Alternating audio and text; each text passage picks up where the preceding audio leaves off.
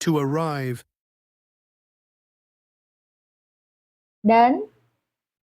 Customs. Hải quan. Passport. Hộ chiếu. Luggage. Hành lý. To get luggage.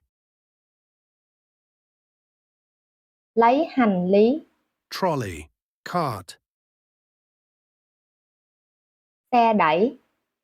Taxi. Taxi. To go to the hotel. Đi khách sạn. Where? Ở đâu? Exit.